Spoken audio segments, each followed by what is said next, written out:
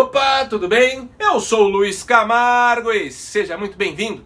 Hoje eu quero falar daquele que para mim é o principal trunfo de Bolsonaro para vencer essas eleições, mais especificamente vencer o PT, pois não existe terceira via, esse ano é Bolsonaro ou Lula. Esse ano você vai escolher entre liberdade ou servidão. E apesar de ser uma medida controversa e até populista, é o que vai fazer a diferença para o presidente impedir o retorno do projeto petista de poder. Projeto esse responsável pelo maior esquema de corrupção não do Brasil, mas de toda a história do mundo ocidental. Só que antes de entrarmos nessa questão, é muito importante você já mandar seu like no vídeo e deixar um comentário qualquer, nem que seja só um alô mesmo, pois isso é fundamental para ajudar aí no engajamento do vídeo. Aproveita também e confere se você continua inscrito no canal, aciona o sininho das notificações e se for novo por aqui me dê essa moral e se inscreva no canal. Se desejar, dê um pause aí no vídeo para fazer todas essas coisas que já ajudam bastante. Feito? Então vamos lá. Como já falei em vídeos anteriores, Bolsonaro está orquestrando o gradativo desmonte daquele que era o maior colégio eleitoral do PT, o Nordeste. O nordestino está vendo o que Bolsonaro está fazendo para levar água na região. O presidente acabou com a máfia do carro-pipa e ainda esse ano será concluída a transposição do Rio São Francisco. Além disso, enquanto o Bolsa Família atendia 14 milhões de famílias com cerca de R$190, o Auxílio Brasil já passou a atender 17,5 milhões de famílias com R$400. Famílias essas que muito provavelmente retribuirão a benesse votando no presidente que lhes concedeu. E o Nordeste lidera o número de benefícios, são 8,3 milhões de famílias. Seguido pelo Sudeste com 5 milhões de famílias, o Norte com 2,1 milhões, o Sul com 1,1 milhão e o Centro-Oeste com 893 mil famílias beneficiadas. E considerando a condição social dessas famílias atendidas, que recebiam apenas R$190 do antigo programa petista, agora elas entram em 2022 em condições melhores e com um entusiasmo renovado. Como a gente sabe, Bolsonaro, quando foi eleito, não entendia nada de economia e talvez continue não entendendo. Já Guedes, quando assumiu a pasta, não entendia nada de política. Mas agora, depois de 3 anos, aprendeu como a banda toca em Brasília e que o jogo não pode ser jogado apenas de forma técnica. Sendo assim, o ministro está mais aberto a abrir concessões que não vão ao encontro da sua formação liberal clássica. Digo isso porque o Auxílio Brasil não deixa de ser uma medida populista que aumentará o capital político do presidente justamente no ano eleitoral. O PT utilizava o Bolsa Família para se perpetuar no poder, mantendo as pessoas atendidas no cabresto. Isso porque era reverberado por todos os rincões do país que se a oposição ganhasse as eleições, as famílias perderiam o benefício automaticamente. Coisa que Bolsonaro não está fazendo, visto que já deixou claro que o novo programa agora não pertencerá apenas ao governo, mas ao Estado. O fato é que a oposição tem plena ciência que com esse Bolsa Família turbinado, Bolsonaro ficará praticamente imbatível no pleito eleitoral. No entanto, também é inegável que as consequências econômicas que a pandemia impôs ao mundo, juntamente com as medidas isolacionistas impostas aqui no Brasil por prefeitos e governadores, multiplicaram o número de famílias em situação de extrema pobreza e que agora poderão ser atendidas pelo auxílio. A distribuição de recursos através do Estado para quem não possui renda não é uma medida esquerdista. Muito pelo contrário, a renda básica universal é um dos pilares do livro Capitalismo e Liberdade do Milton Friedman, expoente do liberalismo clássico e prêmio Nobel de Economia. Friedman propôs um imposto de renda negativo, no qual as pessoas com a renda inferior a um valor X receberiam recursos do Estado até alcançá-lo, em vez de pagar imposto de renda. Segundo ele, se no lugar de comida ou vales específicos o cidadão recebesse dinheiro, poderia usá-lo para comprar o que quisesse no mercado, turbinando a economia e beneficiando toda a sociedade.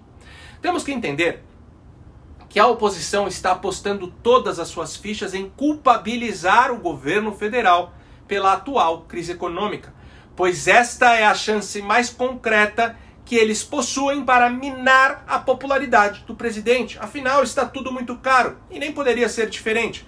A inflação atual não atinge somente o Brasil, é um fenômeno mundial que já era esperado por conta da pandemia. Fique em casa, economia a gente vê depois. E o depois chegou. E conforme previsto, está sendo usado contra o presidente que lá atrás já tinha dado essa letra. Os Estados Unidos está com a maior inflação registrada em 13 anos. No Reino Unido é a maior dos últimos 5 anos. Só que aqui, as medidas adotadas pelo governo federal, mais especificamente pelo Ministério da Economia, livraram o país de uma catástrofe imensamente maior.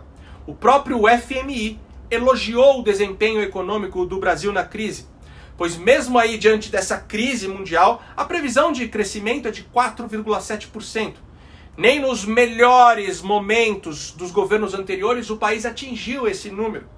Não podemos esquecer que o PT, sem pandemia, sem paralisação da atividade produtiva, deixou o Brasil em retração econômica de menos 3,3% e inflação de 6,29%, maior do que a máxima de 2021.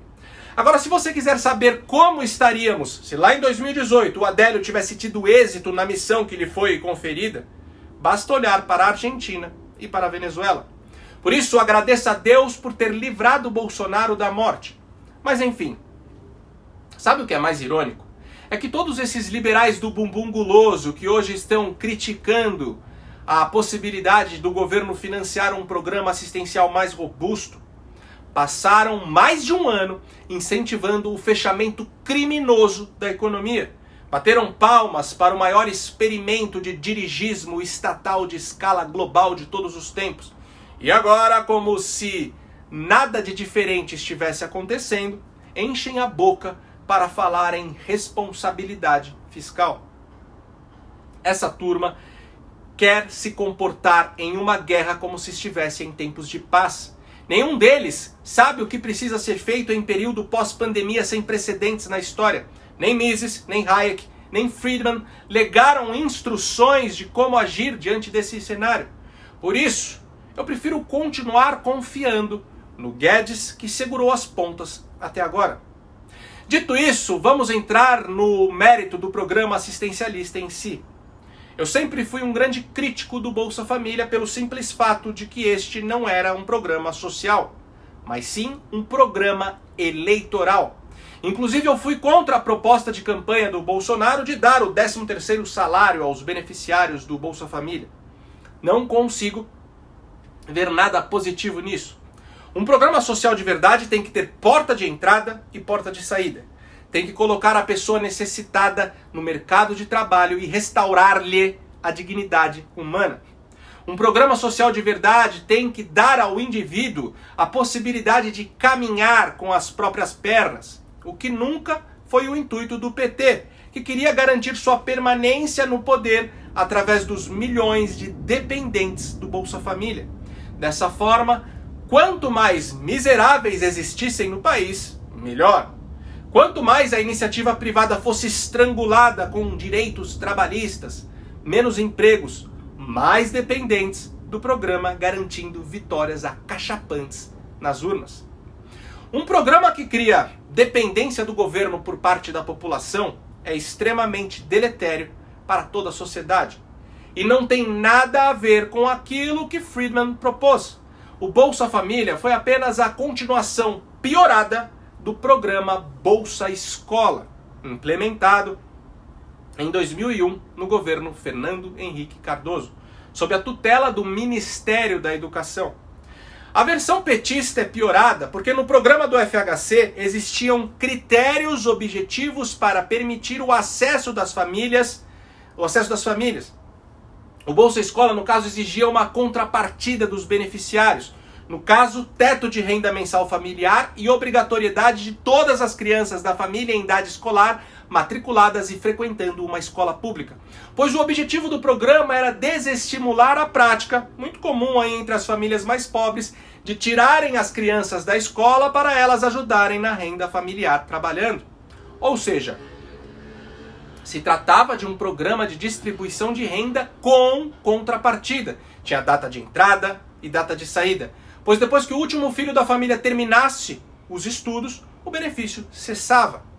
Quando Lula assumiu a presidência em 2002, transferiu o programa para o Ministério do Desenvolvimento Social. Deletou o termo escola do nome e praticamente acabou com a fiscalização que era feita sobre a frequência escolar dos filhos de beneficiários, tornando o programa acessível a qualquer família que preenchesse os requisitos de pobreza do programa. A mensagem passada na antiga versão do FHC é de que a pessoa receberia uma ajuda para manter seus filhos na escola, justamente para que esses filhos pudessem ter mais condições de sair da miséria. Enquanto na versão petista a mensagem direta que o beneficiário absorvia no caso, é a seguinte, abre aspas, graças à sua pobreza, você é merecedor de receber uma ajuda do governo, fecha aspas. Era o PT transformando a miséria em uma espécie de mérito. E como o governo não estimulava as pessoas a saírem do programa, elas se tornavam completamente dependentes do Estado. E assim, vários beneficiários recusavam o trabalho formal só para não perder o direito à esmola estatal. E esse foi o Bolsa Família. Mas aí você pode se perguntar, mas e o Auxílio Brasil em tese não é a mesma coisa? Bom, segundo o ministro da Cidadania, João Roma, o principal diferencial do novo programa é oferecer não apenas proteção social, mas também a possibilidade de transformação social, que se dará por meio da capacitação para o acesso ao mercado de trabalho. E para isso, o programa conta com o apoio do Sistema S. E ainda, segundo o ministro, para estimular as pessoas a buscarem novos caminhos, sem medo de perder o benefício, foi viabilizado uma regra de que a pessoa, mesmo conquistando um emprego formal, possa permanecer por até 2 anos com o auxílio. No Bolsa Família, retirava-se o benefício de forma automática assim que a carteira do beneficiário era assinada. No Auxílio Brasil, como o benefício é mantido por no mínimo 2 anos, o cidadão acaba sendo estimulado a buscar um emprego para não ficar apenas dependente do benefício estatal, tornando o Auxílio Brasil um programa com potencial de restaurar a dignidade dos beneficiados, lhes conferindo meios para sair da dependência.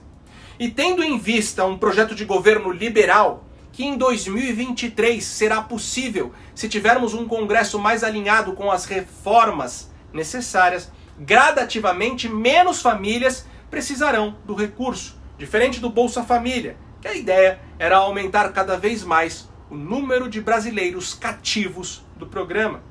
Mas enfim, a grande verdade é que depois que o Lula instituiu esse mecanismo assistencialista no país, ninguém é louco de simplesmente pôr um fim nele. Qualquer presidente, seja liberal ou conservador, que aventar essa possibilidade comete um suicídio político. Bolsonaro está apenas dando continuidade ao programa, melhorando aí os aspectos mais negativos e reajustando o valor ao cenário pós-pandemia. E é óbvio que se aproveitará politicamente disso, como qualquer um se aproveitaria.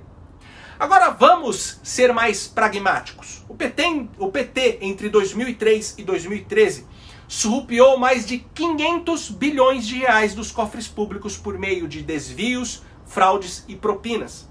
Não há registro histórico de roubo dessa magnitude em um país democrático. Isso sem contar os diversos assassinatos misteriosos que até agora não tiveram uma conclusão minimamente aceitável, como o do Celso Daniel e do Toninho de Campinas.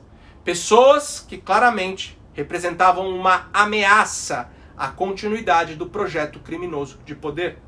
Sendo assim, diante da volta desse mal, Não sou eu quem vai criticar algumas táticas populistas que o presidente tem adotado ou que ainda adotará para vencer essa batalha e assim se manter no poder com um governo que, goste você ou não, é o primeiro desde a inauguração desta república que não apresentou um único caso de corrupção. E por hoje é isso aí. Curte e compartilha ao máximo esse vídeo. Não esquece de deixar aquele comentário esperto para ajudar na relevância do canal. E diante de toda a perseguição que os canais conservadores estão sofrendo, se você acha o meu trabalho importante e puder ajudar a manter esse canal em plena atividade contribuindo com qualquer valor, nem que seja com R$1, o link do nosso Apoia-se está aqui na descrição do vídeo. Me segue também em todas as redes sociais, Twitter, Instagram, Facebook e no Telegram, @LuizCamargoVlog. Então até o próximo vídeo, valeu!